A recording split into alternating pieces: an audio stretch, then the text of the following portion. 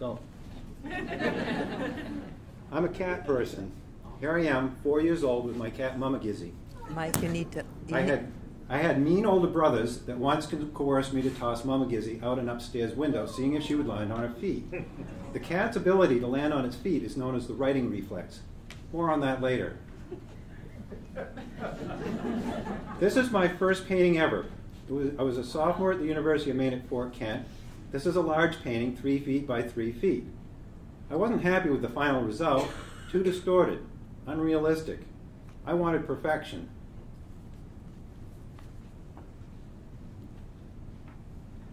This is an illustration done by Albert Dürer, master of woodcuts, created almost 500 years ago. It's an illustration from Dürer's work about the art of measurement. 500 years later, I was able to adapt a similar process to get close to the look I was looking for, maybe a little more crispness. This is a mock-up of my process 43 years ago. It's a mock-up for this presentation. I worked from a photograph that I enlarged to standard size paper.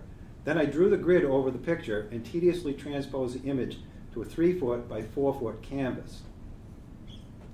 This is the final result. It is a 1934 Ford sedan. The painting is oil on canvas and measures 3 feet by 4 feet.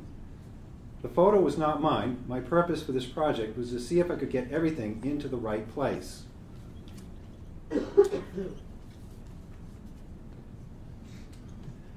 This is how I put the grid on the canvas without actually drawing grid lines onto the canvas.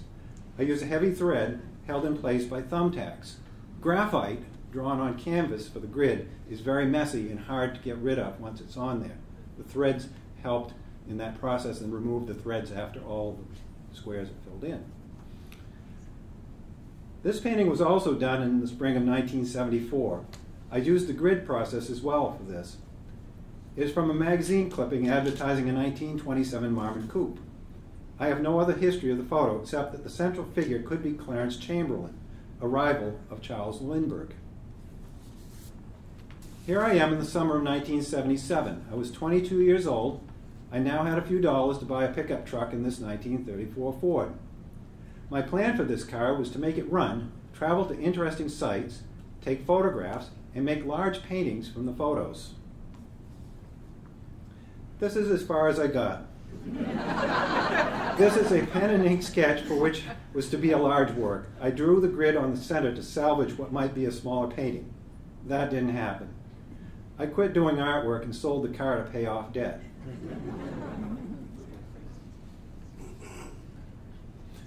27 years later, I painted this. My daughter Amy had moved to Massachusetts. Before leaving, she gave me a canvas on which she had painted a sky background. She gave me the assignment to paint something on it, instead of shutting down each night, sitting in my recliner and falling asleep. We called the painting Sky Chicken. I used a grid. I got real good at painting my chickens. These are Colombian Wyandottes. They are done in a style known as fadeaway. Fadeaway was extensively developed by an illustrator named Coles Phillips, who designed cover art for Life and Good Housekeeping magazines in the 1910s and 20s. This is a work I did for a Common Ground Fair poster contest in 2013. My work has always been for social connections, family and friends, a way of maintaining balance. I thought the fair poster contest would be fun. I did not win, but it made a great gift to friendly shepherds. In 2013, I quit my job to take care of both my parents. The next 12 months saw long-term care for my mom and the death of my father. Each day seemed a crisis to me, which led to panic attacks and what appeared to be a hopeless situation. Most unpleasant. The non-fatal terminal velocity of a cat is 60 miles an hour. Cats can survive falls from very high places. Once they relax, they orient themselves, spread out, and parachute to earth like a squirrel. For humans, terminal velocity is about 120 miles an hour, generally fatal. I was hitting about 90 and accelerating. I did what I know best to slow down and regain some balance. I plowed into a project. This is imaginary. I envisioned it after hearing a song titled The Farthest Field by David Dobson. I drew the grid onto the document, scanned it, and enlarged it to 2 feet by 3 feet for printing. This is the full-size print. It is the working document that I would use to create the final painting. It took 10 months to complete the project. The car is a 1938 Chevrolet. This was my father's first car. He bought it used for $350 in 1941 before he enlisted in the U.S. Army. My dad was combat wounded. He always walked with an awkward limp on what remained of his right leg. Here he is using a pole as a cane. In the painting, he is walking through the field of his boyhood home toward a higher meadow, leaving home behind for him forever.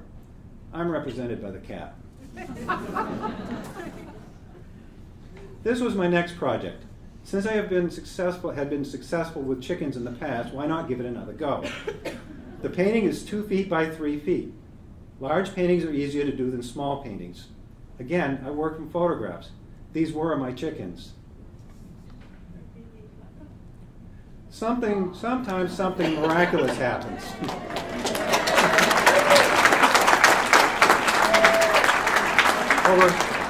Over the last 7 years, I've entered the Common Ground Fair poster contest 5 times. The 5th entry was chosen for this year's poster. I simply reduced the size of the large painting you just saw to the required contest size and made some edits and submitted it. This is the writing Reflex illustrated.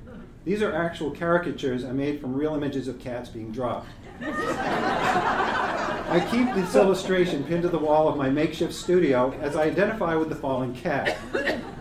A lot of falls don't have happy endings. Some individuals do not survive. Others are badly injured. But without trying to survive, there is little hope. I use art as my writing reflex. Thank you.